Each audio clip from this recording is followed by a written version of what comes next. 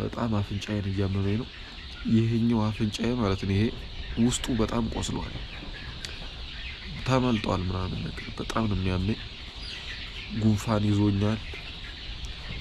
ዶሮቹ በጣም እየረበሹኝ ነው።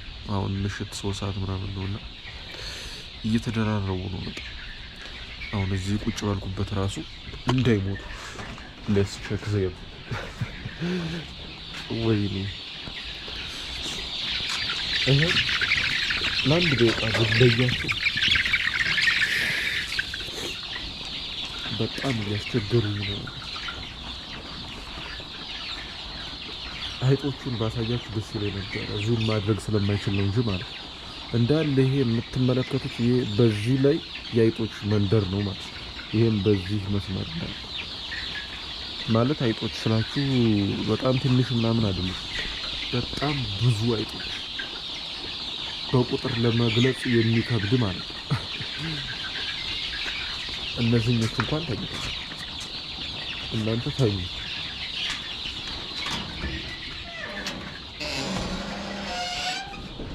በጣም መሽቷል። አይዋይስ በጣም እየረበሹኝ ነው ማለት ምንም እረፍት ማድረግ እራሱ አትችሉም። እንደዛ ነው እየሆንኩ ያለው።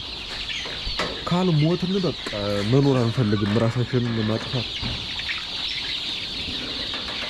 ሁሉም ዝም ብላችሁ ሁሉም ዶሮች እዚህ ጋር ይመጡና ይሰባሰባሉ ማለት ነው። እንደምታዩቸው እንዳለ እዚህ ጋር ይሰባሰባሉ። ከዛ በኋላ እነዛኞቹም እየመጡ ይጨመራሉ። ከስር ያሉት ዶሮች ላሽላሉ ማለት ነው። አትረብሹኝ እናንተ ዶሮች፣ ዶንት ዲስተርብ ሚ። እዛኛው ጋር ራሱ በጣም የሚያስቸግሩ ዶሮች አሉ።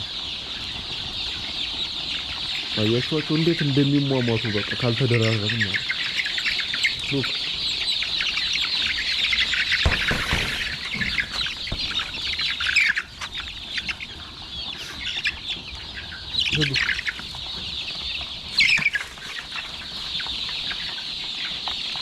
እነዛኞቹን አያችኋቸው ሲሮጡ እንዳለ እየበረሩ ምናምን ማለት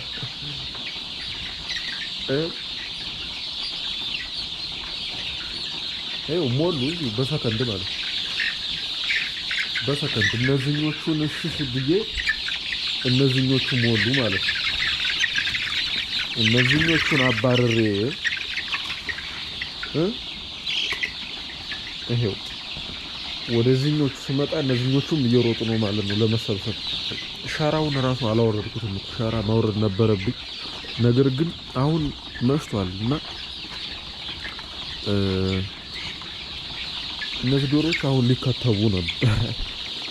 አሁን በምሽት ምናምን ማለት ነው ሰውየው የሚመጣው ከታዲውና ሸራውን ፈልገነው ነው አውርደን ዶሮ ቤቱን እንደዚህ ለሁለት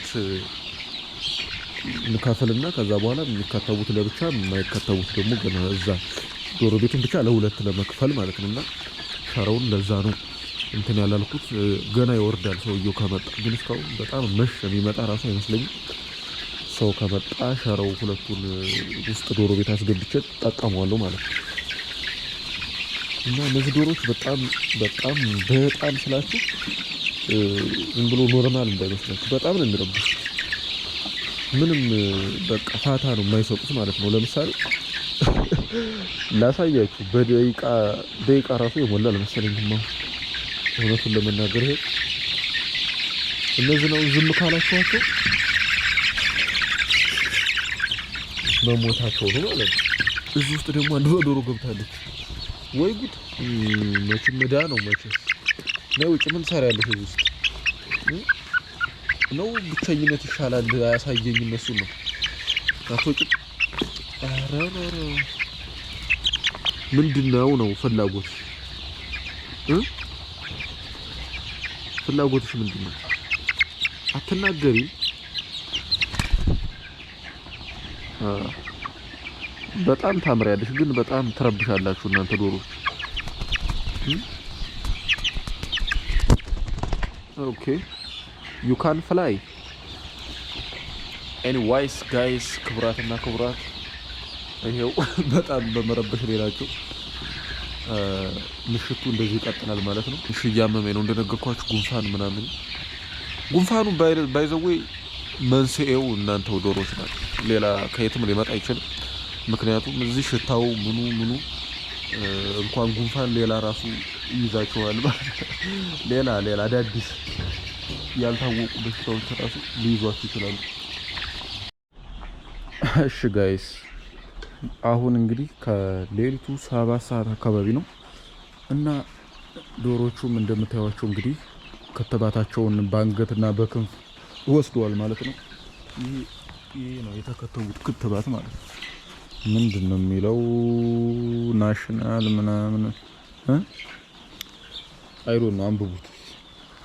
ብቻ ሻራው ሁላ አሁን መስቀል አለብኝ ማለት ነው። ምክንያቱም ክፍት ስለሆነ እንደምታዩት በዛኛው እና በዛኛው ሳይድ በጣም ንፋስ እየገባ ነው፣ ብርድ። ዶሮቹም አሁን በጣም ደብሯቸዋል እና ያው እንዳጋጣሚ ሆነው እንደዚህ ተከፍሎ ነበር። ይሄ እዚህ ጋር ተከፍሎ እዛ ድረስ ዶሮቹን ወደዚህ ያደረግንና ይሄንኛውን ክፍት አድርገን እዚህ ጋር የተከተቡ ዶሮች ወደዚህ እየተባለ ነበርና እዚህ አካባቢ በጣም ቦታ ጠቧቸው ስለነበረ ተደራርበው የሞቱም ዶሮች አሉ። ይህን ይመስላል ማለት ነው የምሽቱ የክትባቱ ሁኔታ ማለት ነውና ኦልሞስት ለ2 ሰዓት ምናምን ያክል ነው እንግዲህ ክትባቱ ሲካሄድ የቆየውና አሁን ይሄንን እቃዎች ሁሉ እንትኖች ሻራ ምናምን ማነሳሳት አለብኝ። ከዛ መኖ ማስገባት አለብኝ። ውሃ ያው አላቸው። መብራቱም እንደበራ ነው የሚያደርገው ማለት ነው። እና አሁን አንዳንድ ነገሮችን አስተካክላለሁ። ኤኒዌይስ እነዚህኞቹ ዶሮች ደግሞ ያው ቀደም እንደነገርኳችሁ እንትኖቹ ናቸው፣ የተነከሱት ዶሮች ናቸው። ይሄ ሁሉ ክትባት እና በጣም ብዙ ነው እንትን የተጠቀሙት። ኤኒዌይስ በቃ ይመሻችሁ።